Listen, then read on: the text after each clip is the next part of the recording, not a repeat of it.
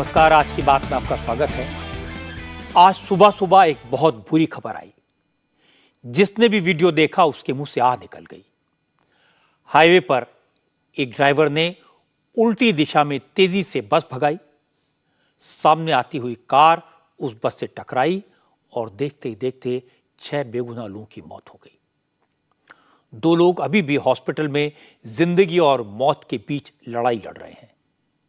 ये दुर्घटना दिल्ली मेरठ एक्सप्रेसवे पर स्कूल बस के ड्राइवर की लापरवाही की वजह से हुई। एक पूरा का पूरा परिवार मौत के मुंह में समा गया। इस परिवार की, इस कार में बैठे लोगों की, इस कार को चलाने वाले की कोई गलती नहीं थी। न ओवर स्पीडिंग हो रही थी, न लेन चेंज की जा रही थी, न रॉन्ग साइड पर चल रहे थे। लेकिन अचानक सामने से रॉन्ग साइड पर चलती हुई एक स्कूल बस आ गई। कार चलाने वाला कुछ सोच पाता इससे पहले ही एक्सीडेंट हो गया और पूरा का पूरा परिवार तबाह हो गया। चारों तरफ खून ही खून था। बस के दरवाजों को काटकर लाशों को बाहर निकाला गया। स्कूल बस का ड्राइवर सिर्फ 5 मिनट बचाने के चक्कर में एक्सप्रेसवे पर रॉन्ग साइड से गाड़ी ले आया और 6 लोगों की मौत की वजह बन गया। यह सिर्फ एक हादसा नहीं है, सिर्फ एक एक्सीडेंट नहीं है। एक्सीडेंट तो रोज होते हैं, लेकिन आज सुबह जो हुआ उसने पूरे सिस्टम पर सवाल खड़े कर दिए। लोग पूछ रहे हैं, एक्सप्रेसवे पर कैमरे लगे हैं, हर वक्त मॉनिटरिंग का दावा किया जाता है, पेट्रोलिंग होती है, फिर एक ड्राइवर 7 किलोमीटर तक रॉन्ग साइड पर बस चलाता रहा, उसे रोका क्यों नहीं गया? उसे गलत दिशा में उल्टी तरफ आते समय पकड़ा क्यों नहीं गया? सवाल यह भी है, क्या इस तरह की गलती करने वाला, दूसरों की जिंदगी को खतरे में डालने वाला सिर्फ गैर इरादतन हत्या, ट्रैफिक रूल्स के वायलेशन जैसे केस में थोड़े दिन जेल में रहेगा, फिर छूट जाएगा? क्या इतने बड़े अपराध के लिए इतनी सजा काफी है?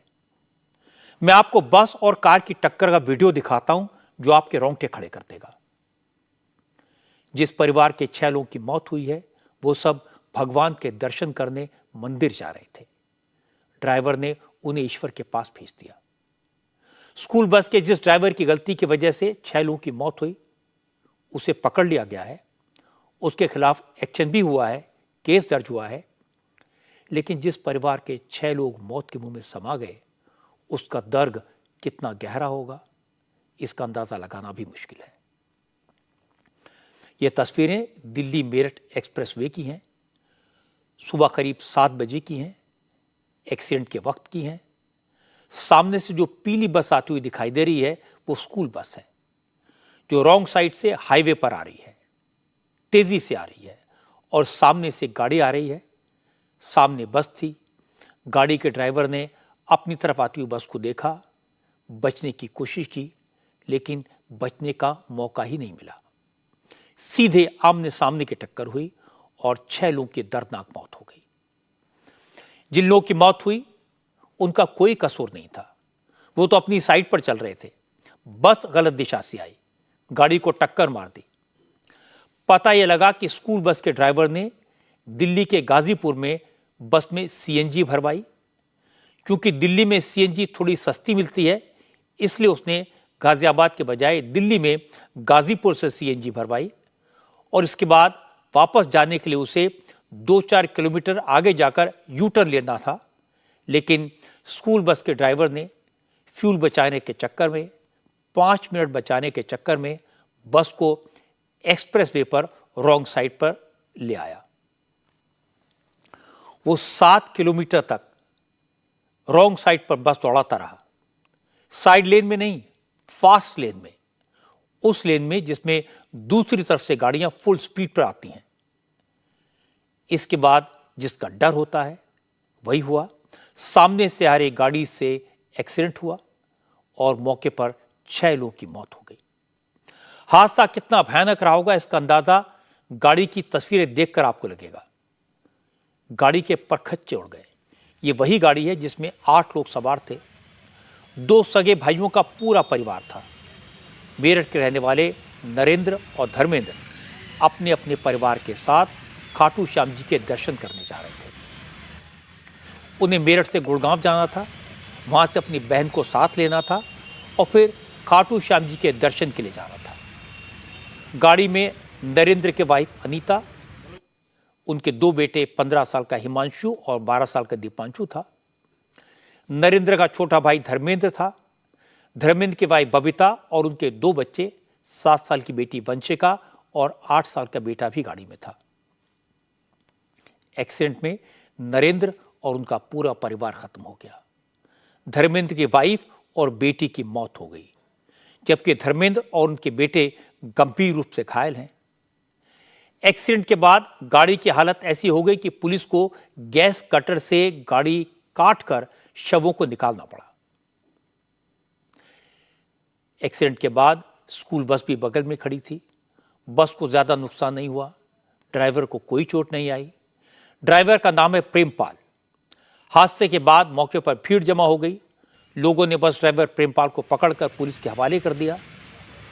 पुलिस ने बस ड्राइवर के खिलाफ लापरवाही से गाड़ी चलाने और गैर इरादतन हत्या का केस दर्ज करके उसे जेल भेज दिया। लेकिन सवाल यह है, क्या यह सिर्फ लापरवाही से गाड़ी चलाने का मामला है? क्या यह सिर्फ गैर इरादतन हत्या का मामला है? आमतौर पर स्कूल बस के ड्राइवर से तो अपेक्षा की जाती है कि वो ज्यादा सावधानी से गाड़ी चलाएगा। स्कूल बस के ड्राइवर से अपेक्षा होती है कि वो ट्रैफिक रूल्स को और बेहतर तरीके से फॉलो करेगा। लेकिन इस मामले में तो स्कूल बस के ड्राइवर ने कानून, नियम, कायदे सबको ताक पर रख दिया, किसी बात की परवाह नहीं की। बस ड्राइवर तो जेल चला गया, कुछ दिन के बाद उसे जमानत मिल जाएगी।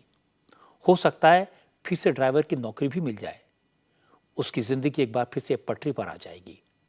लेकिन प्रेमपाल की गलती के कारण जिस परिवार में मौत का मातम छाया है, उस परिवार की मुश्किलें कभी कम नहीं होंगी, उसकी जिंदगी कभी नॉर्मल नहीं होगी। नरेंद्र का तो पूरा का पूरा परिवार खत्म हो गया। दूसरे भाई नरेंद्र का मासूम बेटा जिंदगी की जंग लड़ रहा है। लेकिन धर्मेंद्र की वाइफ और उसकी बेटी हमेशा हमेशा के लिए इस दुनिया से चले गए। दोनों भाई गांव में रहकर खेती करते हैं।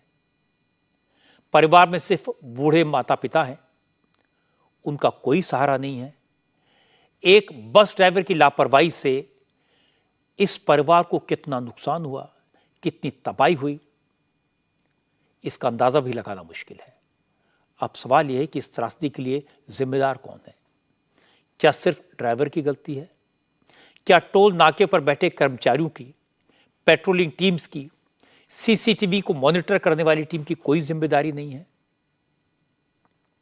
नरेंद्र के रिश्तेदारों का कहना है कि इस एक्सीडेंट के लिए हाईवे पर टोल वसूलने वाली कंपनी जिम्मेदार है, प्रशासन जिम्मेदार है, क्योंकि ये बस अक्सर रॉन्ग साइड से गुजरती थी।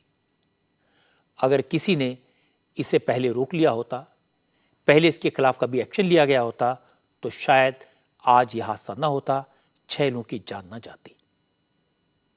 दोनों भाई गांव से अपने परिवार के साथ खाटू श्याम दर्शन के लिए निकले थे और वहाँ ये हादसा जहाँ घटित हुआ है, उससे ये बस 10 से 12 किलोमीटर, 7-8 नहीं, 10 से 12 किलोमीटर रॉन्ग साइड आई है और रॉन्ग साइड भी वो लेफ्ट साइड में बराबर रेगुलर चलाता आ रहा है। 100 की स्पीड पर गाड़ी रही होगी, तो वहाँ करके दोनों की आपसी टक्कर हुई है इनकी और ये परिवार टोटल खत्म हो गया। ये परिवार 4 बच्चे डेथ करे इसमें, एक का पूरा परिवार है, दोनों लड़के हस्बैंड वाइफ। एक का जो धर्मेंद्र बचा है, उसका लड़का है 4 साल का धर्मेंद्र, और उसके बेटे की हालत क्रिटिकल है। टोटल प्रशासन फेलियर है इसमें। और इसका नरेंद्र के बेटे ने अभी 98% में 10वीं पास की थी, तो बहुत होनहार परिवार था ये बात सही है, क्या टोल पर बैठे कर्मचारियों का काम सिर्फ टोल वसूलना है? क्या रॉन्ग साइड पर आने वाली गाड़ियों को रोकने की जिम्मेदारी प्रशासन की नहीं है? एक्सीडेंट हुआ तो पुलिस भी एक्टिव हो गई, प्रशासन जाग गया। जिस बस से एक्सीडेंट हुआ उस बस की और ड्राइवर प्रेमपाल की पूरी कुंडली कुछ ही मिनटों में खंगाल ली गई। पता लगा जिस बस की वजह से एक्सीडेंट हुआ वो चौधरी टूर एंड ट्रेवल्स के नाम से रजिस्टर्ड है। ये बस पहले स्कूल के बच्चों को लाती ले जाती थी, लेकिन फिलहाल ये एक प्राइवेट कंपनी के कर्मचारियों को लाने ले जाने का काम कर रही थी।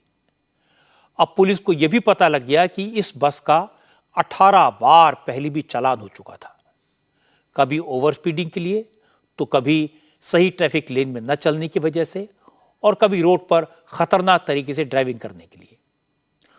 2 बार ड्राइवर को बिना सीट बेल्ट की बस चलाने की वजह से जुर्माना लगाया गया था, लेकिन 18 बार चालान होने के बावजूद इस बस को सड़क पर चलने दिया गया, लोगों की जान से खिलवाड़ करने दिया गया।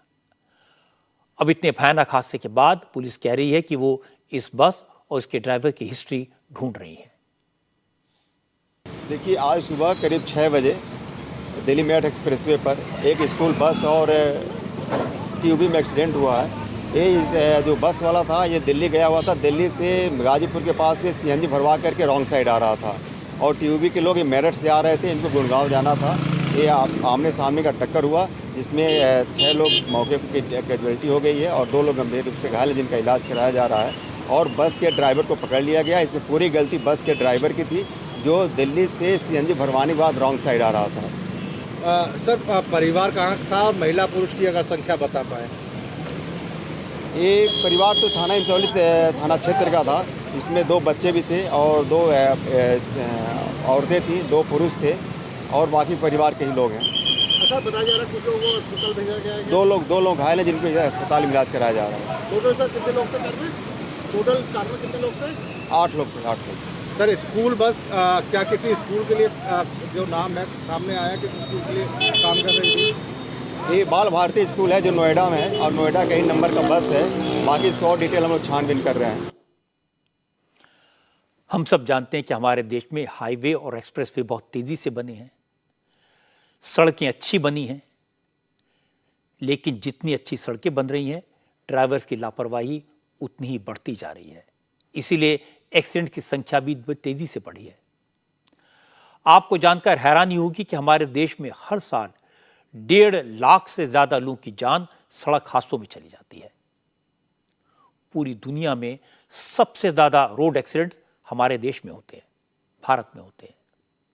लेकिन एक्सीडेंट्स की पॉसिबिलिटी कैसे कम की जाए, सड़क के सफर को कैसे सुरक्षित बनाया जाए, इसके लिए सरकार क्या कर सकती है, ये सवाल मैंने आपकी अदालत में नितिन गडकरी से पूछा था। नितिन गडकरी ने उस वक्त क्या जवाब दिया था वो आज भी रेलेवेंट है। नितिन जी, वाकई में रोड बने हैं, अच्छे बने हैं, हाईवेज बने हैं, ट्रैफिक तेज हुआ है, लोगों का वक्त बच रहा है, लेकिन जैसे तेज रोड बनते हैं, हाईवेज बनते हैं, एक्सीडेंट्स भी बहुत होते हैं।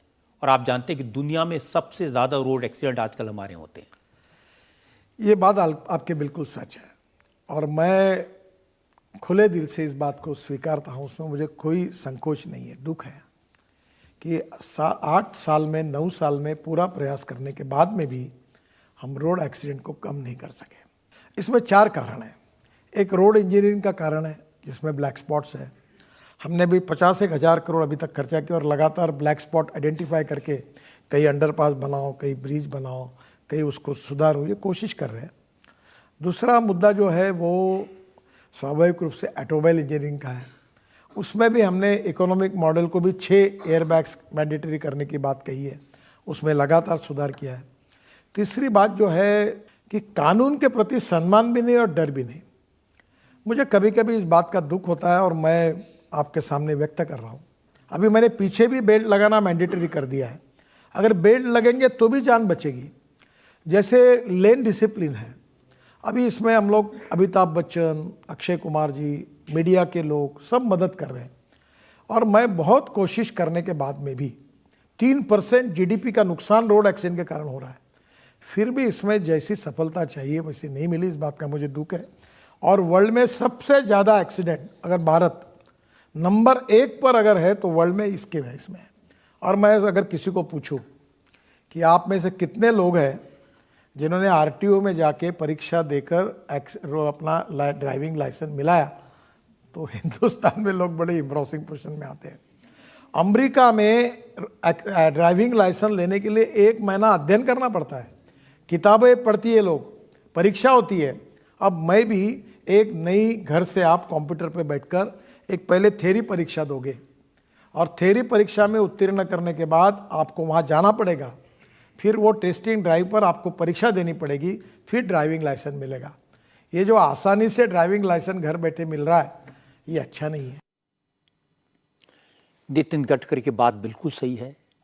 ड्राइवर्स की लापरवाही कैसे लोगों की जान ले लेती है तो आज सुबह ही हमने देखा है। नितिन गडकरी ने ड्राइवर्स के बारे में एक हैरान करने वाली बात बताई। उन्होंने कहा कि एक बार उन्होंने महाराष्ट्र में सरकारी बसों के ड्राइवर्स की आंखों की जांच करवाई तो पता चला कि 40% बस ड्राइवर्स ठीक से देख नहीं सकते थे। ज्यादातर को कैटरेक्ट की प्रॉब्लम थी, कुछ तो एक आंख से पूरी तरह अंधे थे। और आप ये सुनकर चौंक जाएंगे कि उस वक्त एक मिनिस्टर की गाड़ी का ड्राइवर एक आंख से गाड़ी चलाता था, दूसरी आंख से उसे बिल्कुल दिखाई नहीं देता था। वो अंदाजे से गाड़ी चलाता था। नितिन गडकरी का कहना था कि हालात आज भी नहीं बदले हैं। आज भी बड़ी संख्या में ड्राइवर्स ऐसे हैं जिनका ऐसा ही हाल है। और सोचिए कि जिस देश में सरकारी गाड़ियों के ड्राइवर्स का यह हाल होगा, सरकारी बस चलाने वाले ड्राइवर्स का यह हाल होगा, वहां सड़क पर चलने वालों की जिंदगी तो भगवान भरोसे ही होगी। गडकरी की बात सही है कि हमारे देश में ड्राइविंग लाइसेंस आसानी से मिल जाता है और उसके बाद ट्रैफिक रूल्स के वायलेशन पर सजा भी ज्यादा नहीं होती। कुछ पैसे देकर छूट जाते हैं, जबकि दूसरे देशों में ट्रैफिक रूल्स सख्त हैं, सजा भी ज्यादा है। मैं आपको कुछ उदाहरण बताता हूं। अगर आप नॉर्वे में स्पीड लिमिट क्रॉस करेंगे तो 65,000 रुपए तक का जुर्माना हो सकता है। शराब पीकर गाड़ी चलाने और रेड लाइट जंप करने को लेकर भी जो जुर्माना होता है वो लाखों में है। कनाडा के ओंटारियो में अगर 2 साल के भीतर किसी ड्राइवर का 2 बार चालान हो जाए तो उसका ड्राइविंग लाइसेंस 2 महीने के लिए कैंसिल कर दिया जाता है। अगर कोई 5 बार रॉन्ग साइड पर गाड़ी ड्राइव करता हुआ पकड़ा जाए तो उसका लाइसेंस रद्द हो जाता है। ट्रैफिक में नियम तोड़ने के लिए ब्रिटेन में अगर 3 साल के अंदर किसी के ऊपर 12 पेनल्टी लग जाएं तो उसका लाइसेंस 6 महीने के लिए सस्पेंड कर दिया जाएगा। बार बार ओवर स्पीडिंग करने पर लाइसेंस 6 महीने के लिए सस्पेंड कर दिया जाता है। ब्रिटेन में शराब पीकर गाड़ी चलाने वाले को जेल भेज दिया जाता है। अमेरिका में भी ट्रैफिक नियम तोड़ने पर जुर्माना 15 से 20,000 रुपए तक का होता है और अगर कोई स्पीड लिमिट से ज्यादा तेज गाड़ी चलाए तो उस पर पेनल्टी लगाई जाती है। 12 पॉइंट होने पर लाइसेंस सस्पेंड कर दिया जाता है। क्रोएशिया, जापान, सिंगापुर, ऑस्ट्रेलिया, चीन सब देशों में ड्राइविंग लाइसेंस से पहले लर्नर लाइसेंस दिया जाता है और ड्राइविंग लाइसेंस तभी कंफर्म होता है जब कोई ड्राइवर 100 से 200 घंटे की ड्राइविंग पूरी कर ले। मुझे लगता है हमारे देश में भी ट्रैफिक रूल्स तोड़ने वालों के खिलाफ सख्त कानून और उन कानूनों का सख्ती से पालन करवाने की जरूरत है, तभी इस तरह के हादसों पर रोक लग सकती है। अब एक और दुख भरी खबर आपको बताता हूं। भारी बारिश और बाढ़ से जूझ रहे हिमाचल और उत्तराखंड का हाल दिखाता हूं। हिमाचल प्रदेश में तो हालात धीरे धीरे सुधरने लगे हैं। नदियों का वाटर लेवल कम हुआ है। आज ज्यादा बारिश भी नहीं हुई, इसलिए राहत के कामों में तेजी आई। लेकिन अब सबसे ज्यादा मुसीबत हिमाचल में फंसे टूरिस्ट को हो रही है, क्योंकि जगह जगह रास्ते टूट गए हैं, गाड़ियां बह गई हैं, टैक्सी वाले बहुत ज़्यादा चार्ज कर रहे हैं, खाने पीने के सामान का रेट ज़बरदस्त बढ़ा हुआ है और टूरिस्ट के पास पैसे ख़त्म हो गए हैं। दूसरी मुश्किल ये है कि ज़्यादातर इलाकों में पावर सप्लाई नहीं है, जिसके कारण लोगों के फ़ोन चार्ज नहीं हो पा रहे, नेटवर्क की प्रॉब्लम है। इसलिए जो लोग फंसे हैं उनका अपने परिवार वालों से संपर्क नहीं हो पा रहा, न वो मदद मांग पा रहे हैं और न घर वालों को अपना हाल बता पा रहे हैं। आज भी मुझे कई लोगों के फ़ोन आए जिनके परिवार वाले हिमाचल में फंसे हुए हैं। 2 दिन से उनकी कोई खबर नहीं है। इन लोगों ने मुझसे मदद मांगी। मैंने पता लगाया तो जानकारी मिली कि मंडी, शिमला, चंद्रताल और लाहौल स्पीति में अभी भी 300 से ज़्यादा लोग फंसे हुए हैं। मौसम ठीक है, टूरिस्ट सुरक्षित हैं, लेकिन सड़कें टूट गई हैं, इसलिए लोग मूव नहीं कर पा रहे। लोग पैदल चलकर शहर तक पहुंचने की कोशिश कर रहे हैं। हिमाचल प्रदेश में इस वक्त 1239 सड़कें बंद हैं। शिमला में सबसे ज़्यादा 581 सड़कें टूटी हैं।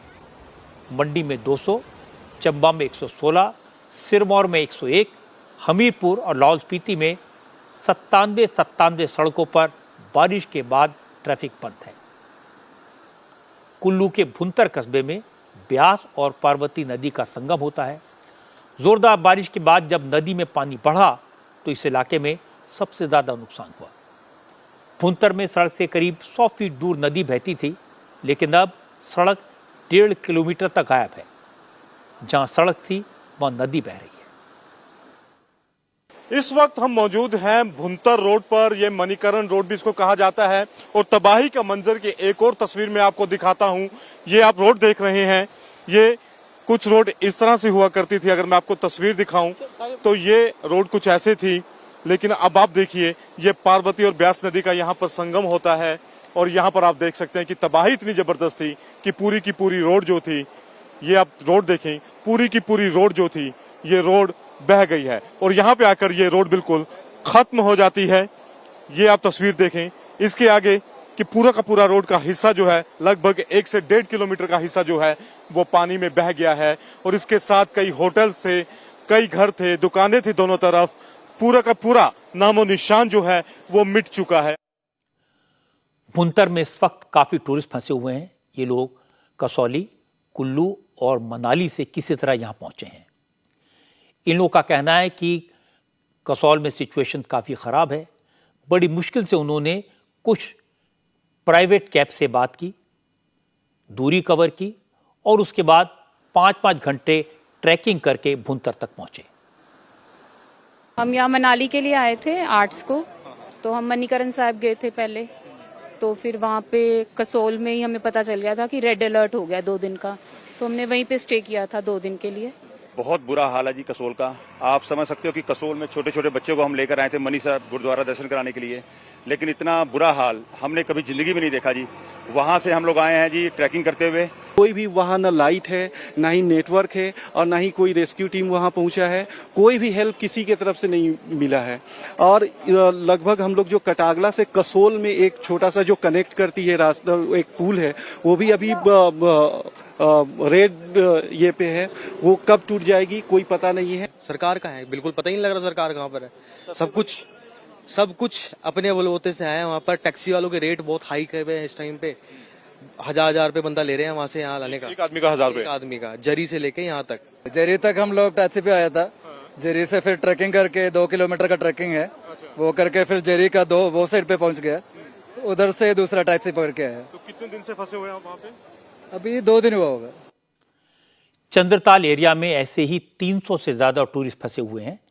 इन लोगों की मदद के लिए आज हिमाचल सरकार ने हेलीकॉप्टर भेजा, लेकिन मौसम खराब होने की वजह से उन तक मदद नहीं पहुंच पाई। अभी हम कसोल गए थे। कसोल की बहुत ही बुरी सिचुएशन है, वहाँ पे बहुत ही आपदा आ गई। उसकी वजह से काफ़ी नई कार जिनकी बह गई, और लोग आने में उनको बहुत ही दिक्कत हो रही, क्योंकि कांटेक्ट हो नहीं पा रहा। लाइट 2-3 दिन से नहीं है। ऐसे में जब हम आ भी रहे हैं रास्ते में, तो रास्ता बिल्कुल क्लियर नहीं है, सारी बह चुकी है पूरी तरीके से, क्योंकि पानी का बहाव बहुत तेज़ है। और हम खुद ट्रैक करके आ रहे हैं जैसे तैसे। हम लोग कसोल से निकले हैं करीबन 9:15 बजे करीब, पर वहाँ पर जो रास्ता है, हमने 3 किलोमीटर करीब हमने पहले प्राइवेट कैब किया हमने, क्योंकि वैसे लोग पैदल भी जा रहे हैं, लेकिन प्राइवेट कैब वो 3 किलोमीटर तक छोड़ रहा है, क्योंकि उसके आगे रास्ता क्लियर नहीं है। आपको फिर ट्रैक करना पड़ेगा 1.5 से 2 किलोमीटर ऊपर से। सबसे बड़ी दिक्कत कम्युनिकेशन की है। कम्युनिकेशन का पूरा नेटवर्क ध्वस्त हो गया है। पुलिस और रेस्क्यू टीम सैटेलाइट फोन की मदद से काम कर रही हैं, लेकिन जो लोग फंसे हैं उनके पास मदद के लिए पुलिस से, प्रशासन से संपर्क का कोई जरिया ही नहीं है। इसलिए उनकी एग्जैक्ट लोकेशन क्या है इसका पता नहीं लग पाता, जिसके कारण रेस्क्यू में भी दिक्कत आ रही है। आज एनडीआरएफ के डीआईजी मोहसिन शाहिदी ने बताया कि हिमाचल प्रदेश में उनकी 14 टीमें लोगों तक मदद पहुंचाने का काम कर रही हैं, लेकिन हालात बहुत खराब हैं, इसलिए उन्हें भी दिक्कतों का सामना करना पड़ रहा है।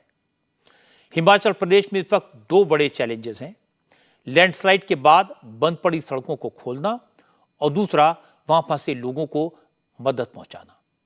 जो लोग फंसे हैं, जिन्हें हेल्प की ज़रूरत है, हिमाचल प्रदेश पुलिस ने इनके लिए बाकायदा हेल्पलाइन नंबर्स जारी किए हैं। पुलिस ने लोगों से कहा कि अगर किसी के घर वाले, दोस्त या रिश्तेदार हिमाचल में फंसे हैं तो वो इन नंबर्स पर कांटेक्ट करके उनके बारे में जानकारी ले सकते हैं। ये नंबर इस वक्त बड़े काम के हैं, आप इन्हें नोट कर सकते हैं। ज़रा ध्यान से सुनिए, अगर आपका कोई परिजन हिमाचल में है, कहीं फंसा हुआ है, तो आप इन नंबरों पर फ़ोन करके उसके बारे में जानकारी हासिल करने की कोशिश कर सकते हैं, मदद मांग सकते हैं। 3 टोल फ्री नंबर हैं, 1100, 1070 और 1077।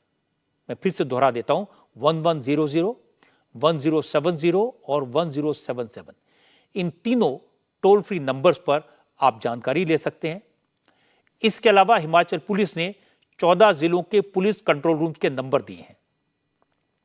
कुल्लू के डिस्ट्रिक्ट पुलिस कंट्रोल रूम का नंबर नोट कर लीजिए, 8219681600।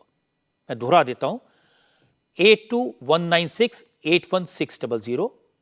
इसके अलावा दूसरा लैंडलाइन नंबर है 01902224455। मंडी के डिस्ट्रिक्ट पुलिस कंट्रोल रूम का लैंडलाइन नंबर है 01905223374। फिर से दोहराता हूं, 01905223374।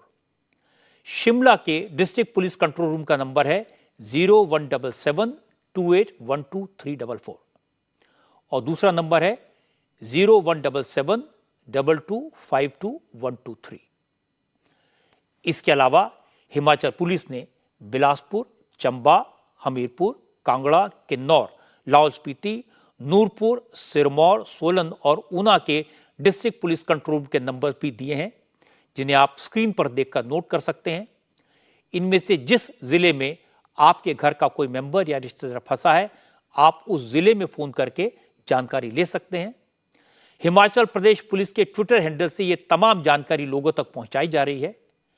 आज हिमाचल प्रदेश की डीजीपी सतवंत अटवाल ने बताया कि उन्होंने 4 इमरजेंसी लाइन्स भी एस्टेब्लिश की हैं और उसके जरिए लोगों तक मदद और जानकारी पहुंचाई जा रही है।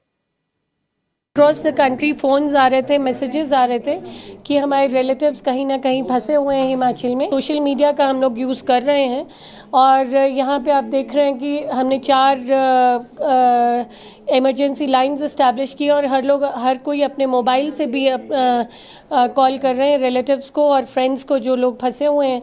और सोशल मीडिया हैंडल्स पे हमारे 3-4 ऑफिसर्स लगे हुए हैं। पर्सनली हम लोग कॉल करके अश्योर करें लोगों को कि सब ठीक ठाक है और जो लोग हमें इंफॉर्मेशन दे रहे हैं वहाँ हमारे वायरलेस और सैटेलाइट फ़ोन से हम कॉन्टैक्ट इस्टेब्लिश करके लोगों के पास पहुँचने की कोशिश कर रहे हैं। जो होटल्स का इंफॉर्मेशन दे रहे हैं वो हम होटलियर्स को कॉन्टैक्ट करने की कोशिश कर रहे हैं कि हमें वो बताएं कि सब ठीक ठाक है, सब सुरक्षित हैं।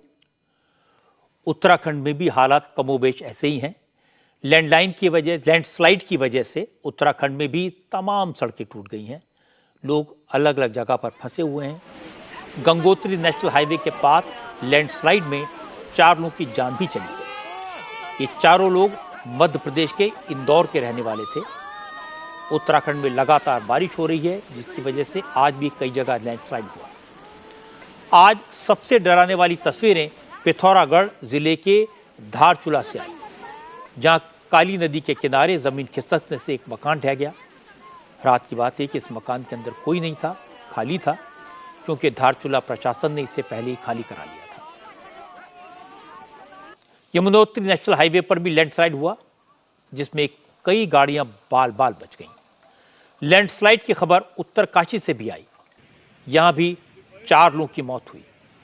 गंगोत्री नेशनल हाईवे में जिस वक्त लैंडस्लाइड हुआ, एक टेम्पो ट्रैवलर और 2 गाड़ियां लैंडस्लाइड की चपेट में आ गईं। इन तीनों गाड़ियों में 22 लोग सवार थे, जिनमें 4 की मौत हो गई, जबकि 6 लोग बुरी तरह घायल हैं। जिन 4 लोगों की जान गई है वो भी इंदौर से आए थे। उत्तराखंड के पहाड़ी इलाकों के साथ साथ मैदानी इलाकों पर भी मौसम की मार पड़ी है। देहरादून और रुड़की में तमाम इलाकों में पानी भर गया है। ऋषिकेश के एम्स में पानी भरा हुआ है। सबसे बड़ी दिक्कत यह कि उत्तराखंड में अभी बारिश से छुटकारा नहीं मिलने वाला। मौसम विभाग का अंदाजा है कि अगले कुछ दिनों में भारी बारिश होगी, जिससे नदियों का वाटर लेवल और बढ़ जाएगा। कल के लिए उत्तराखंड में ऑरेंज अलर्ट जारी किया गया है। मौसम विभाग की चेतावनी को देखते हुए उत्तराखंड सरकार ने सभी अफसरों को अलर्ट मोड में रहने को कहा है, ताकि कहीं भी इमरजेंसी सिचुएशन हो तो तुरंत मदद पहुंचाई जा सके। प्रशासन और सरकार हालात से मुकाबला करने में लगी हैं। स्थितियां बहुत खराब हैं, दिक्कतें तो हैं, लेकिन एक बड़ी बात यह कि हिमाचल और उत्तराखंड में वहां के स्थानीय लोगों ने, गांव वालों ने मुसीबत में फंसे लोगों की बहुत मदद की। गांव वालों ने टूरिस्ट को घर में ठहरने की जगह दी, उन्हें खाना खिलाया, कपड़ों का इंतजाम किया, जो भी हो सकता था वो सब मदद की। हालांकि लोग खुद भी मुश्किल में थे। किसी का घर बह गया, किसी की दुकान बह गई, किसी की छत टूट गई, किसी का होटल नदी में समा गया। उसके बाद भी हिमाचल और उत्तराखंड के लोगों ने इंसानियत का जो जज्बा दिखाया है वो काबिल तारीफ है। हालांकि हिमाचल प्रदेश, उत्तराखंड दोनों राज्यों में खतरा अभी भी बना हुआ है। मौसम विभाग ने अगले 2 दिनों में फिर भारी बारिश की चेतावनी जारी की है। इसलिए अगर आप 4 धाम की यात्रा पर निकले हैं तो थोड़ा संभल कर रहिए। मौसम की जानकारी लेने के बाद ही प्रशासन को खबर करके आगे बढ़ें। अगर कहीं मुसीबत में फंसे हैं तो कोशिश करिए कि हेल्पलाइन नंबर पर संपर्क करके अपनी लोकेशन की जानकारी दे सकें, ताकि मदद आप तक जल्दी से जल्दी पहुंच सके। आज यह भी खबर मिली कि दिल्ली की मुसीबत बढ़ सकती है, क्योंकि पहाड़ों में जो बारिश हुई है उसका पानी दिल्ली तक पहुंच रहा है। इस वक्त दिल्ली में यमुना नदी खतरे के निशान से 1 मीटर ऊपर बह रही है और वाटर लेवल लगातार बढ़ रहा है। दिल्ली में यमुना का वाटर लेवल सुबह 10 से शाम 6 बजे तक सिर्फ 8 घंटों में 33 सेंटीमीटर यानी 1 फीट से ज्यादा बढ़ गया। आज शाम 5 बजे हरियाणा के हथनीकुंड बैराज से 2,49,183 क्यूसेक वाटर यमुना में छोड़ा गया। ये पानी 2 दिन बाद दिल्ली पहुंचेगा, यानी मुसीबत और बढ़ेगी। दिल्ली में खासतौर पर यमुना किनारे बसे इलाकों में खतरा ज्यादा है। कई इलाकों में पानी भर चुका है। घरों में 2-2, 3-3 फीट पानी है। जो लोग यमुना के किनारे झुग्गी झोंपड़े में रहते हैं उन्हें राहत कैंप में भेज दिया गया है, लेकिन जिनके पक्के मकान हैं वो लोग अभी भी घर छोड़ने को तैयार नहीं है। पानी में करंट न उतर जाए, कोई हादसा न हो जाए, इसलिए इलाके की बिजली काट दी गई है। अब न बिजली है, न पानी है, न खाने पीने का सामान, फिर भी लोग घरों में डटे हुए हैं। प्रशासन मदद कर रहा है, लेकिन सबके पास मदद पहुंचाना भी पॉसिबल नहीं है। लेकिन दिल्ली सरकार का कहना है कि चिंता करने की जरूरत नहीं है। सरकार और एडमिनिस्ट्रेशन पूरी तरह अलर्ट है। हर सिचुएशन से निपटने की पूरी तैयारी कर ली गई है। दिल्ली सरकार के मंत्रियों के अलावा आज दिल्ली के लेफ्टिनेंट गवर्नर वीके सक्सेना भी ग्राउंड पर दिखे। एलजी ने यमुना बाजार इलाके का दौरा किया, उन लोगों से मुलाकात की जिनके घरों में पानी भर गया है। अफसरों से पूछा इस मुसीबत से निपटने के लिए क्या कुछ किया जा रहा है। इसके बाद एलजी ने दिल्ली के हालात पर चिंता जताई। वीके सक्सेना ने कहा कि अगर वक्त रहते नालों की सफाई होती, यमुना की डीसिल्टिंग होती, तो ऐसे हालात का सामना न करना पड़ता।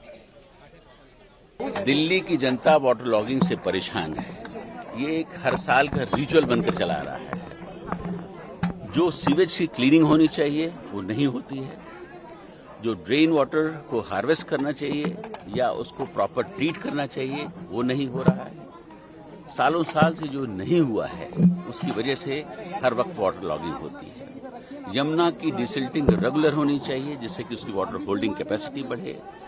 नजफगढ़ ड्रेन की डिसिल्टिंग रेगुलर होनी चाहिए जिसकी वजह से उसकी वाटर होल्डिंग कैपेसिटी बढ़े। ये सब चीजें न होने की वजह से आज दिल्ली के अंदर जगह जगह पर पानी भरा हुआ है। ये दुखद है और मेरी कोशिश होगी कि इन सब चीजों पर ध्यान दिया जाए। नेचर कभी कोई चीज बताकर नहीं आता है, हमें उसके लिए तैयार रहने की जरूरत होती है। लेफ्टिनेंट गवर्नर जो कहा उसमें सीधा निशाना दिल्ली की सरकार पर था, इसलिए केजरीवाल की तरफ से इसका रिएक्शन तुरंत आया। केजरीवाल की सरकार में मिनिस्टर सौरभ भारद्वाज ने कहा एलजी साहब को दिल्ली की याद 3 दिन बाद आई। 2 दिन तक तो वो निकले नहीं, आज निकले तो राजनीति कर रहे हैं, ये ठीक नहीं है। 8 तारीख को दिल्ली में 153 mm वर्षा मिली। एलजी साहब दिल्ली में ही रहते हैं। आज तो 11 तारीख हो गई, आज तो 3 दिन बीत गए। दूसरी बात, आप मीडिया वालों को ही लेके एलजी साहब पिछले 6 महीने से दिल्ली के हर नाले में घूम रहे हैं। वो कह रहे हैं कि मैंने नजफगढ़ नाला साफ़ करा दिया, मैंने शाहदरा ड्रेन साफ़ करा दिया, मैंने यमुना साफ़ करा दी। आप लोगों को ही लेके जाते हैं, आज कह रहे हैं कि ये चीज़ें साफ़ नहीं हुई। ये कैसी राजनीति है? पूरे उत्तर भारत के अंदर त्रासदी आई हुई है। एलजी साहब को ऐसे समय लोगों की मदद करनी चाहिए या गंदी राजनीति करनी चाहिए? और उपराज्यपाल का तो काम ही नहीं है राजनीति करना। दिल्ली के लोग चाहते थे एलजी साहब लॉ एंड ऑर्डर संभालें, जो रोज़ दिल्ली के अंदर कत्ल हो रहे हैं उसके ऊपर कार्रवाई करें। ये समय जो है राजनीति करने का नहीं है। मुझे लगता है कि एलजी साहब ने बहुत गलत समय चुना।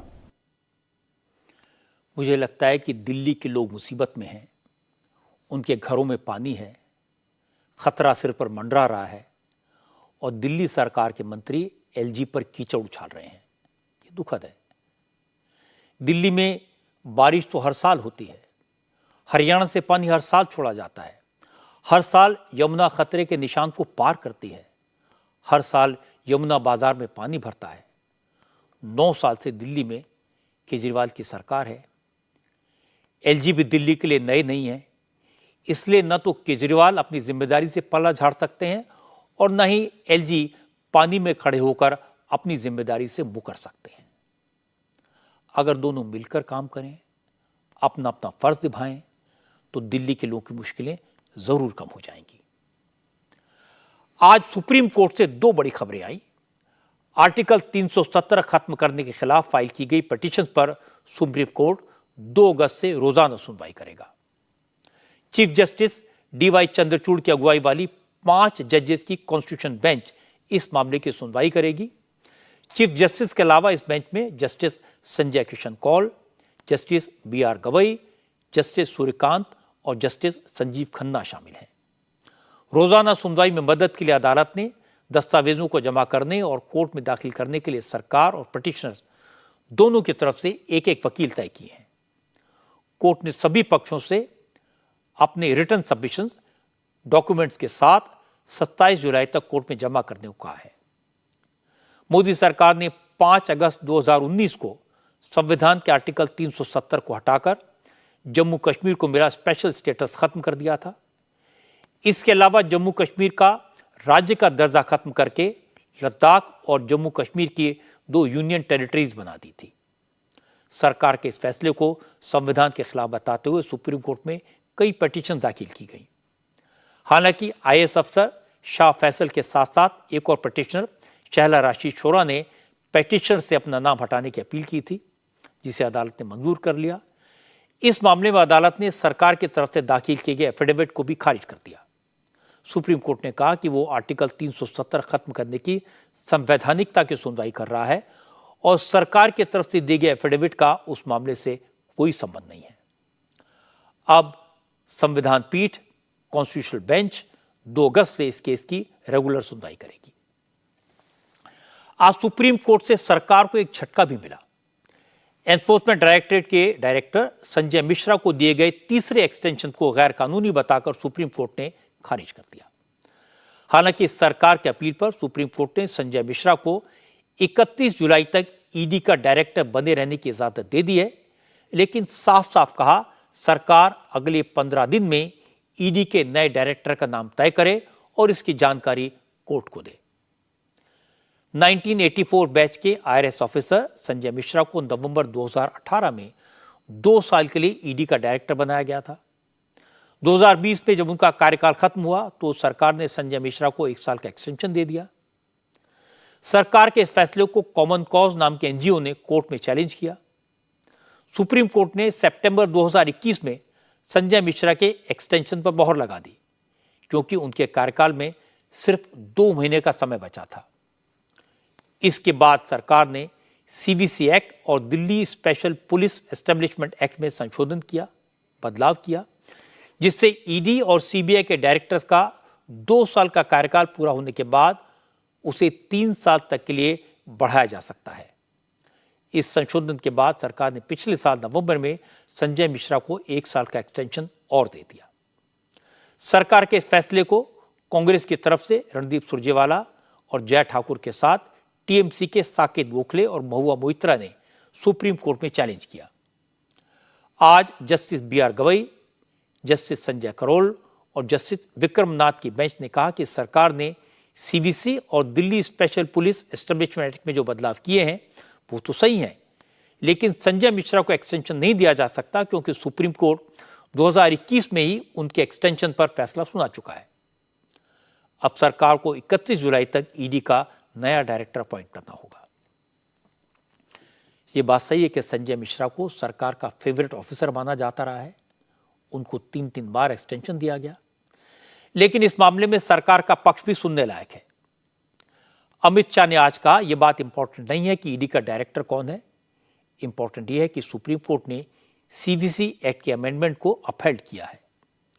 करप्शन के खिलाफ एक्शन लेने की ईडी की पावर बरकरार है।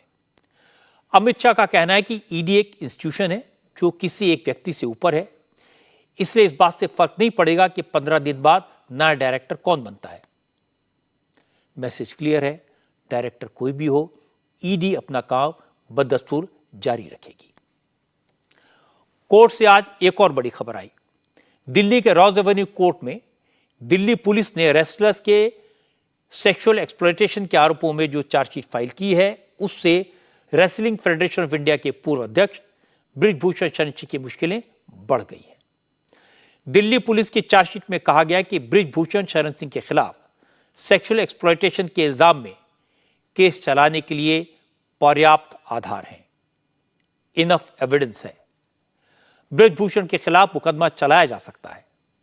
बृजभूषण शरण सिंह का अपराध सजा के काबिल है। चार्जशीट में 108 लोगों के बयान दर्ज हैं। 21 लोगों ने पीड़ित महिला पहलवानों के पक्ष में गवाही दी है। इसमें 6 लोगों ने 164 के तहत अपनी गवाही दर्ज कराई है। गवाही देने वालों में पहलवानों के परिवारों के लोग भी शामिल हैं।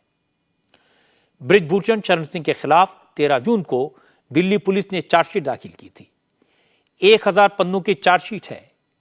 इसमें यौन उत्पीड़न, गरिमा भंग करने के इरादे से खिलाड़ियों पर हमला करना या बल प्रयोग करना और पीछा करना, इस तरह की संगीन धाराएं लगाई गई हैं। चार्जशीट के आधार पर कोर्ट ने बृजभूषण शरण सिंह को 18 जुलाई को पेश होने का समन पहले ही जारी कर दिया था। चार्जशीट की डिटेल सामने आने के बाद कांग्रेस ने सीधे केंद्र सरकार पर निशाना साधा। कांग्रेस के प्रवक्ता सुप्रिया श्रीनेत ने सरकार की बनाई जांच कमेटी पर सवाल खड़े किए। सुप्रिया श्रीनेत ने कहा कि दिल्ली पुलिस की चार्जशीट में जिन गवाहों का जिक्र है वही गवाह कमेटी के सामने भी पेश हुए थे, फिर इस कमेटी ने कैसे बृजभूषण शरण सिंह को क्लीन चिट दे दी।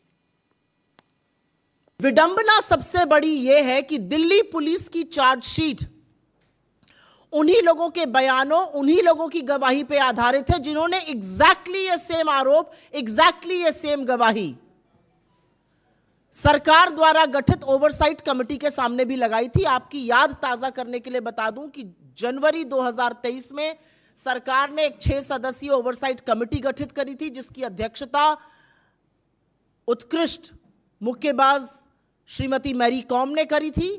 उन्होंने फरवरी के दौरान इन खिलाड़ियों की और अन्य लोगों की बात सुनी जिस बातचीत के दौरान ये गंभीर आरोप लगाए गए। लेकिन अप्रैल 2023 में जब इस ओवरसाइट कमेटी ने स्पोर्ट्स मंत्रालय में अपनी रिपोर्ट प्रस्तुत करी, रिपोर्ट पेश करी, सबमिट करी, तो उसमें उन्होंने बृजभूषण सिंह के खिलाफ उठे आरोपों पर मानो आंख मूंद ली, एक आपत्ति नहीं जताई और पुलिस कार्रवाई तक की कोई मांग नहीं की। बृजभूषण शरण सिंह के केस में यह कहा जा सकता है कि यह तो होना ही था। उन पर जो आरोप लगाए गए थे बेहद संगीन थे, लेकिन बृजभूषण ने कभी इन आरोपों की परवाह नहीं की। उनका जो रवैया रहा है वो गैर जिम्मेदार, जिद्दी और अपनी छवि के मुताबिक बाहुबली जैसा रहा है। वो लगातार इन आरोपों से इनकार करते रहे, तरह तरह के डायलॉगबाजी करते रहे। इससे सरकार की इमेज खराब हुई, रेसलिंग का नाम खराब हुआ। मेडल जीतने वाले, देश का नाम रोशन करने वाले खिलाड़ियों पर जुल्म हुआ।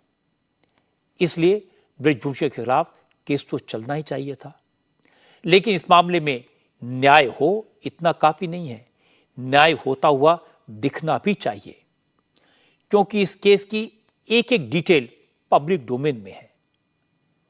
लोगों ने पहलवानों को प्रताड़ित होते देखा है। एक और बात है, इस मामले में दिल्ली पुलिस की निष्पक्षता पर भी सवाल उठाए गए थे, लेकिन चार्जशीट देखकर यह लगता है कि दिल्ली पुलिस ने ईमानदारी से काम किया, इस मामले की ठीक तरह से तहकीकात की और गवाहों के जो बयान रिकॉर्ड हुए वो इतने पुख्ता हैं कि अब बृजभूषण शरण सिंह का बचना मुश्किल होगा। आज बंगाल में पंचायत चुनावों के नतीजे आए। आश्चर्य की बात यह थी, काउंटिंग के दिन इतनी हिंसा हुई जिसकी उम्मीद नहीं थी, लेकिन नतीजे वैसे ही आए जैसी उम्मीद थी। ममता बनर्जी की पार्टी ने सबसे ज्यादा सीटें जीती, बीजेपी दूसरे नंबर पर रही, लेफ्ट पार्टियों और कांग्रेस को सबसे कम सीटें मिली। हालांकि काउंटिंग चल रही है, नतीजे भी आ रहे हैं। अब तक जो नतीजे आए हैं, टीएमसी को 16,330, बीजेपी को 3,790, सीपीएम को 1,206 और कांग्रेस को अब तक 488 सीटों पर जीत मिली है।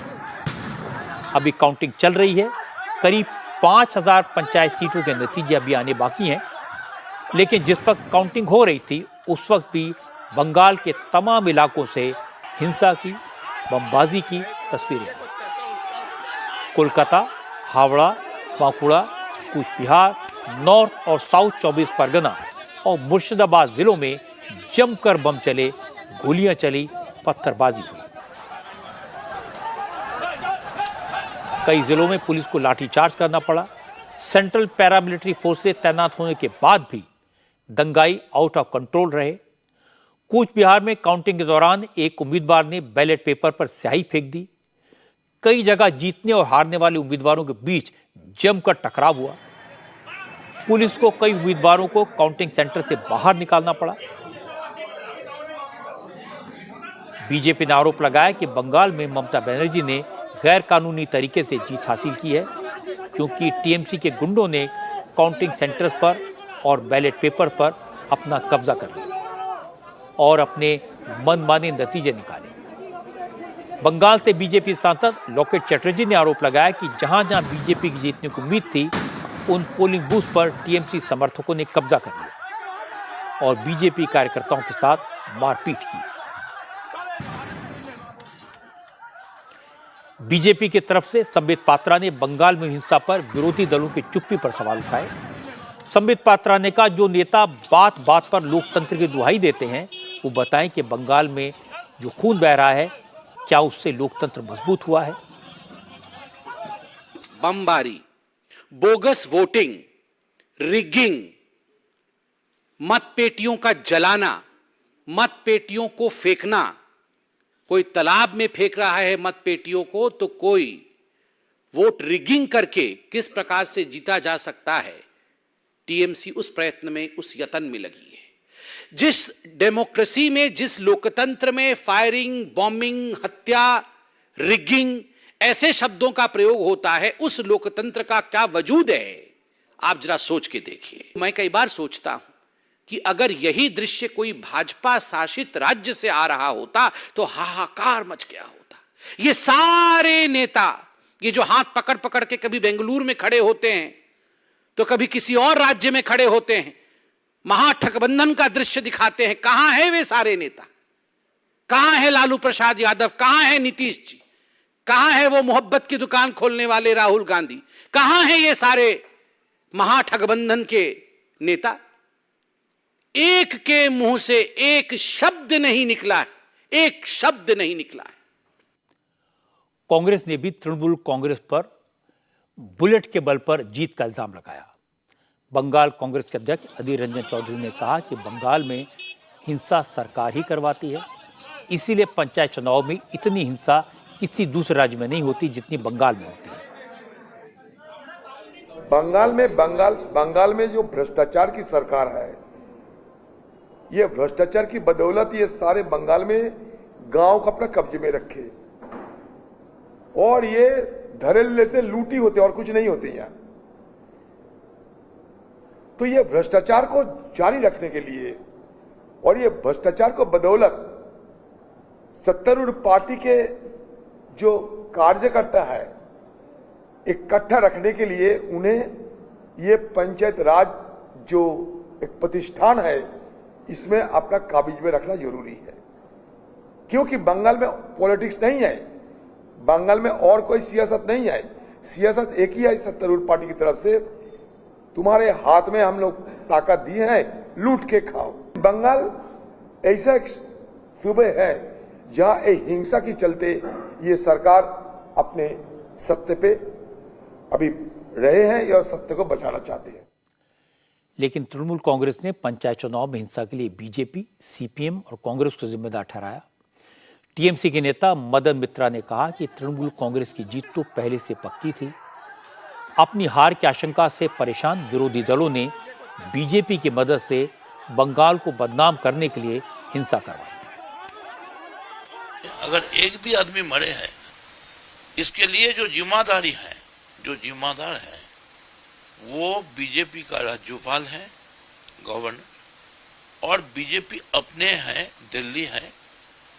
जो लोग अभी प्रेसिडेंट रूल का बात कर रहे हैं उनको दिल्ली में प्रेसिडेंट रूल करना चाहिए, क्योंकि ये लोग चुनाव की पहले हर रोज तृणमूल की हर घर में झमेला, हुज्जती, बोमाबाजी, एजेंसी का घुसा देना और इंस्टिगेट किया। गवर्नर अपने से अपने घर पर बैठ के वो इंस्टिगेट किया।